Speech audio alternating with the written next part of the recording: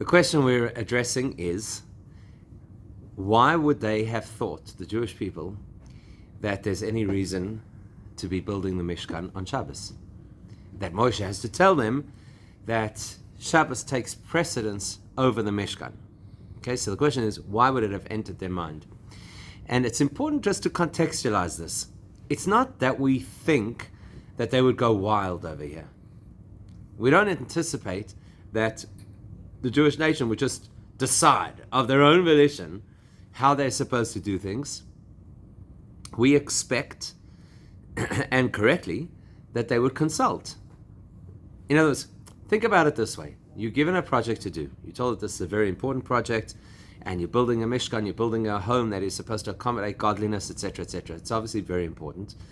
Nobody's going to believe that they know how to do this. It's never been done before. So it's only logical to assume that they're going to check. They're going to go to Moshe and say, what are the rules? What are the parameters? How does this work? What are we supposed to do? When are we supposed to do?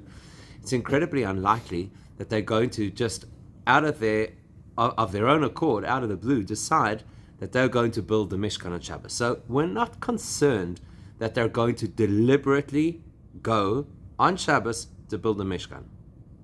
What we are concerned about is that they're going to be so enthusiastic and so caught up in what they're doing that they'll lose track of time.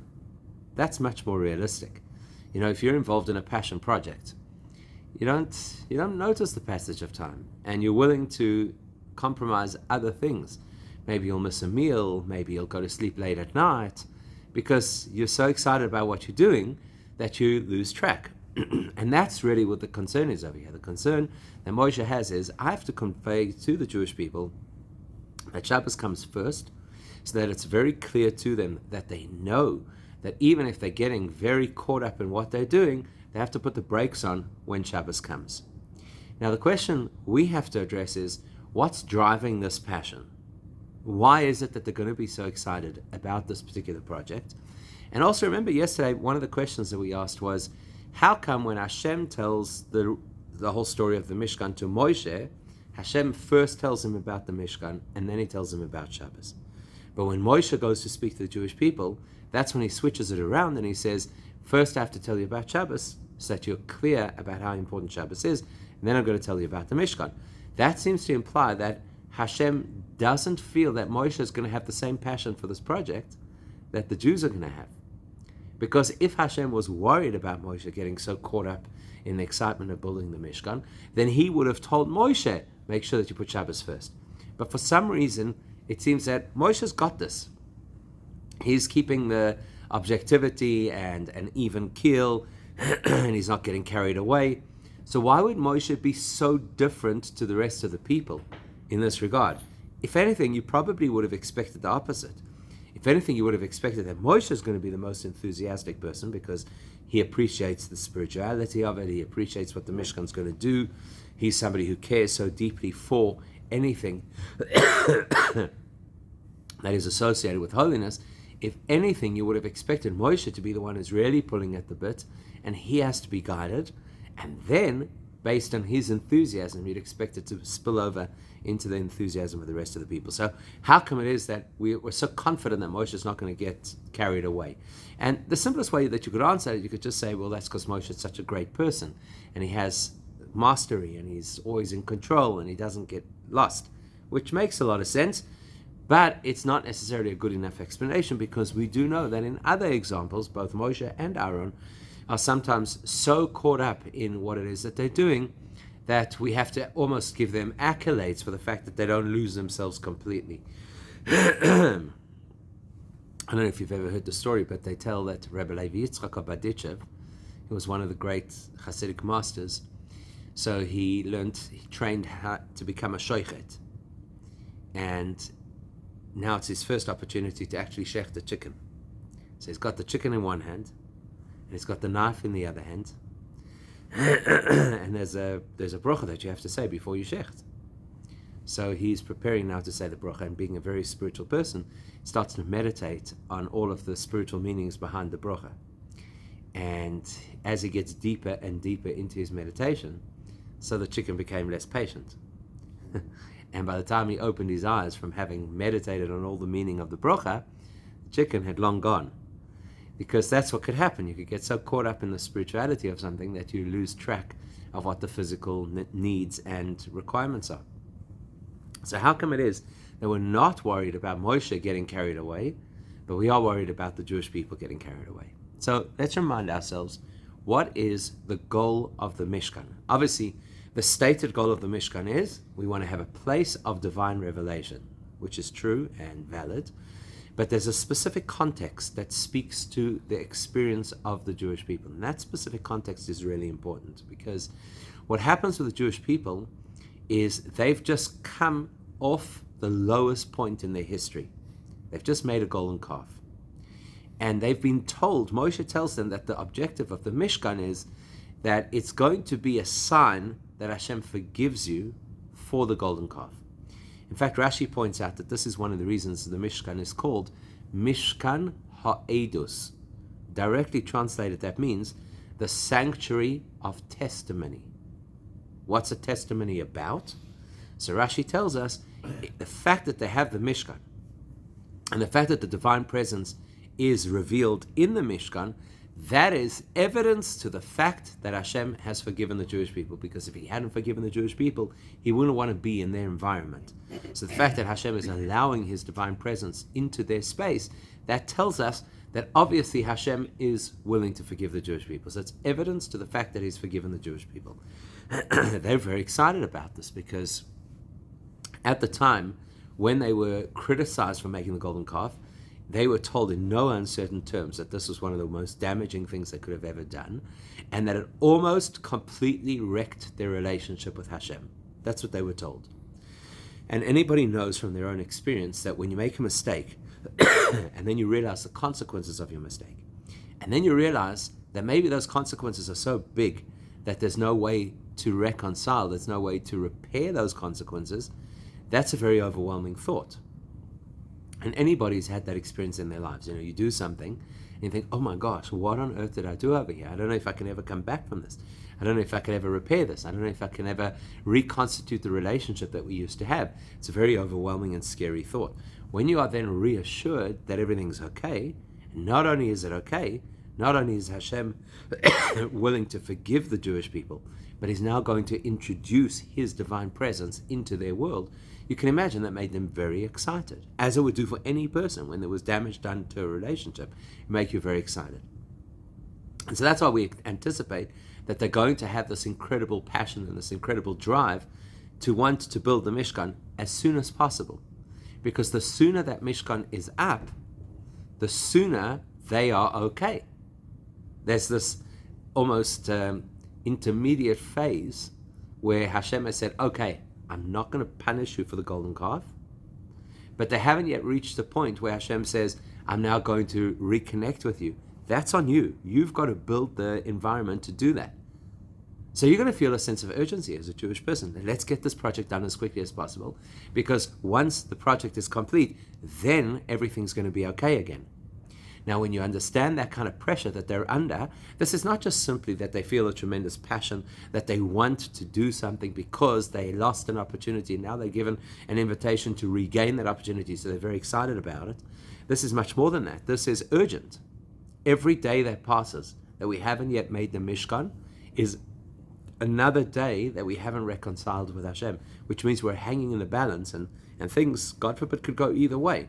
So you understand this tremendous urgency that they have, and then you can appreciate why they might, so to speak, cut corners. In other words, they might decide they're going to work a little bit overtime on a Friday afternoon because they've got such an important project that they're working on.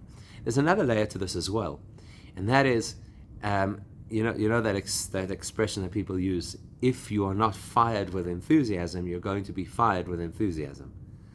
So what that means is that we expect the way that things work, if I have to fix something, it has to match the way that it worked in the first place. I'll give you another example that really illustrates the point.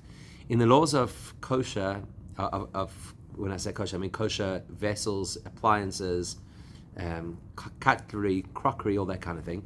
So we know that if something goes wrong, you have to be able to kasher something. Let's say that accidentally you fried something in your meat frying pan, but the ingredients were dairy. So the question now is, how do you kosher your frying pan? How do you bring it back to a position that you could use it again? So the law is very simple. You've got to analyze, how did it become non-kosher in the first place? And you're going to have to then match that process in order to make it kosher again. Which means that if what you used was not hot, then the way that you kosher requires less involvement. But if what you did was hot, then in order to kosher it, you're going to need a much more intense process. So using the example of a frying pan, and let's leave out whether it's Teflon coated, because that raises its own issues. Let's just say you've got a stainless steel frying pan. So it's very intense. The heat is very intense because you've put the frying pan directly onto the flame, and you've probably got oil in that frying pan which heats to a very high temperature. So now if you want to be able to kosher it, you have to match the kind of heat that you used in the first place to be able to neutralize that frying pan and take it back to a state of being kosher.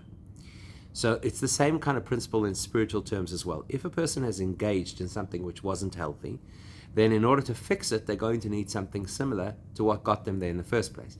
So let's say that a person did something that they were not supposed to do, but they did it just kind of without paying much attention, without much investment.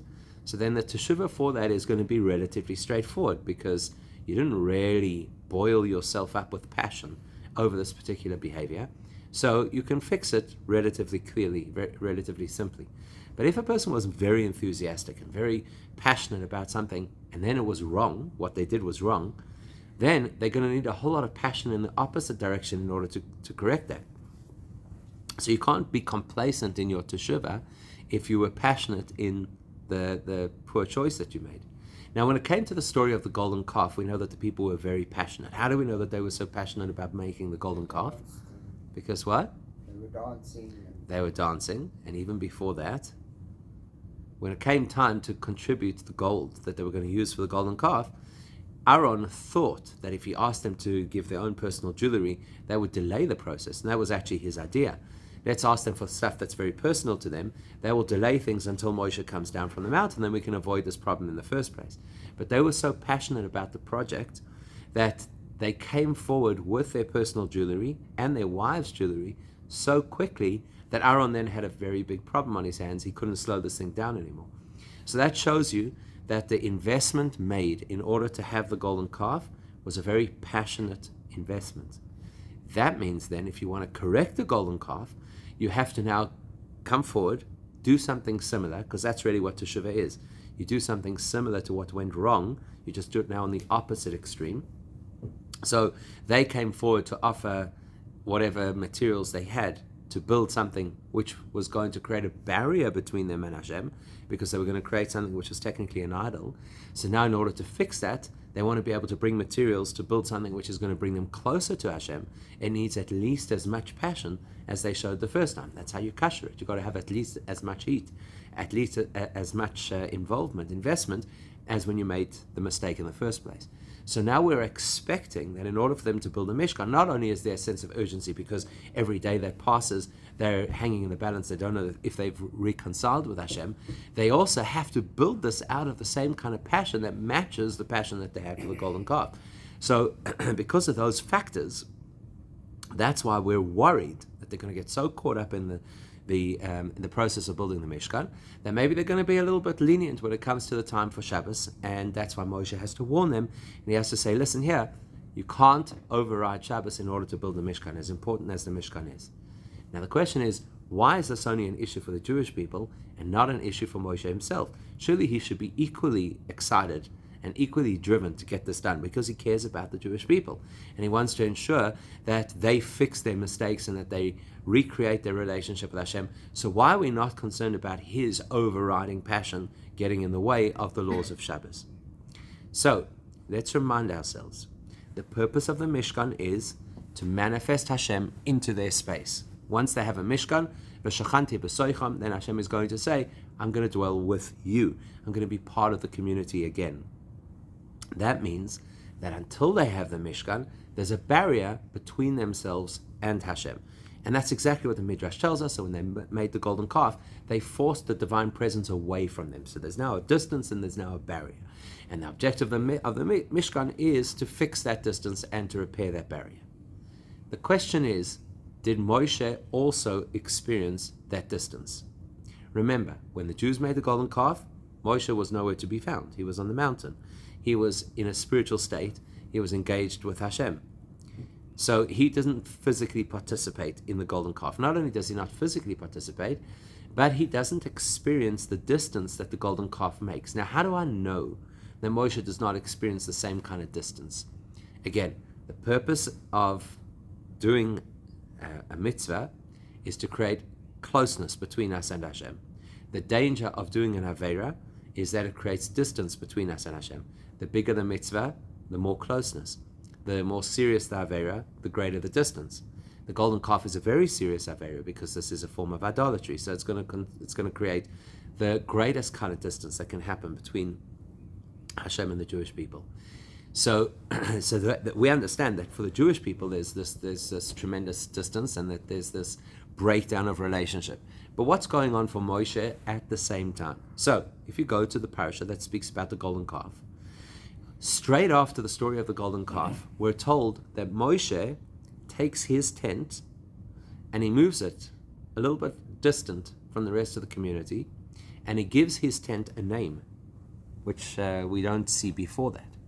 And the tent, this is Moshe's personal tent, is now renamed Ohel Moed, which means the tent of meeting. And the Torah tells us clearly, Vayakol mevakesh Hashem, anybody who wants to have an encounter with Hashem, anybody who wants to be able to daven, anybody who wants to be able to get a message from Hashem, they have to go to Ohel Moed, they have to go to Moshe's tent. In other words, at the same time that the entire Jewish people is feeling distance, disconnect, they're not as engaged with the divine presence as they should be, at the same time that that is happening for the entire Jewish world, what's happening for Moshe, parallel to that, is he is having absolute connection to Hashem, and he is now the address. He is now the point of contact. Moshe's personal tent is the point of contact between Hashem and the Jewish people. So, does Moshe feel the same urgency to build a Mishkan? No. Why would he? The whole purpose of a Mishkan is to create connection between you and Hashem, and Moshe's got that connection. His tent is the Mishkan at that point in time. So therefore, we don't worry that Moshe is going to get carried away with the process of getting so involved in the Mishkan that he's going to override Shabbos. So when Hashem tells Moshe the instruction about the Mishkan, he doesn't have to remind him about the importance of Shabbos because it's not an issue for Moshe. He doesn't feel the same degree of urgency to build the Mishkan, and he doesn't have to correct the passion of the golden calf in the same way as the Jewish people have to, and he's currently experiencing connection. So there is no way, realistically, that Moshe is ever going to fall into the trap of overriding Shabbos in order to build the Mishkan, so it's not an issue for him. Moshe, on the other hand, is so sensitive to what the Jewish people are going through and what they're feeling and what they're going to be driven by, that he recognizes when he speaks to the Jewish people, he can't speak from his perspective, he has to speak from their perspective. And that's why he's going to have to shift things around and make sure that they understand right from the beginning that the priority is Shabbos under all circumstances. And no matter how important this is to get the Mishkan built, it should never come at the cost of Shabbos. So, what does Moshe do? You go to the beginning of this week's parasha, and he addresses the Jewish people in a way that he does not address them for any other mitzvah.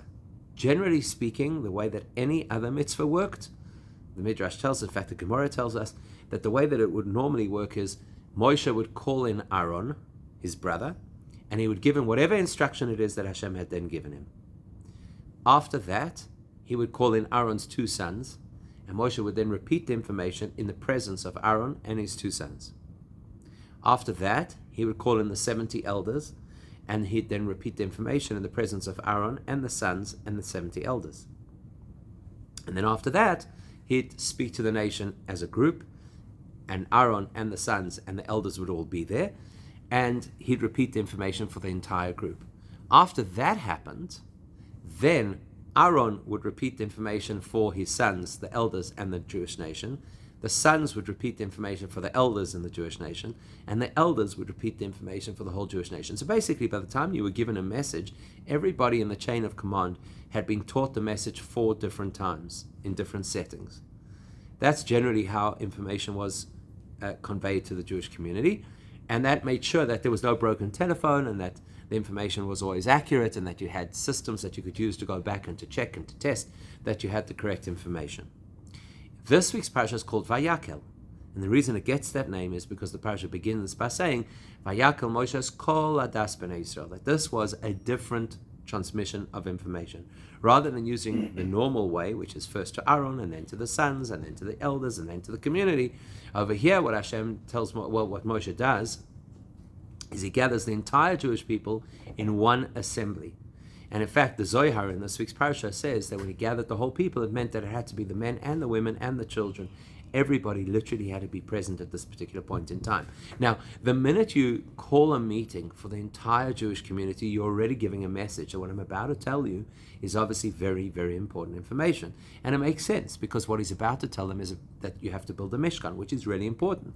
It's important because it's going to reintroduce the divine presence into their world, and it's going to atone for the golden calf. These are 2 really important parts of the Jewish experience. So it makes sense that Moshe is going to address the entire community together. However, before he does that, he's going to tell them about Shabbos. In that same gathering, that's how it's going to start. That for 6 days your work should be done. And on the 7th day, Shabbos, and it's going to be a Shabbos of Shabboses, and you may not do any work at all. And the fact that he's putting that before he tells them about the Mishkan, as we've already identified, is because he wants to be clear that the priority is building the Mishkan. The priority is Shabbos, and Shabbos doesn't get postponed for building the Mishkan. Okay? So this is really, really important information. Now, the fact that he's addressing the entire community when he tells them about the Mishkan, that makes sense. The fact that he's addressing the entire community to tell them about Shabbos is telling us not only is Shabbos that important that you can't compromise Shabbos for the project of building the Mishkan. He's telling us that Shabbos is so important that it is essentially the equivalent of building the Mishkan. Because look what kind of attention it gets. It gets addressed to the entire community with everybody present, even the children. That tells you how important Shabbos is. It's not just that Shabbos is important and therefore don't abuse Shabbos or misuse Shabbos in the project of building the Mishkan. It's telling us that Shabbos is basically an equivalent to building the Mishkan. Now, early on in this conversation, I can't remember who it was, but somebody pointed out that building the Mishkan was a once-off project, whereas Shabbos is something that happens every single week. And if you think about it in this context, it tells us just how significant Shabbos is.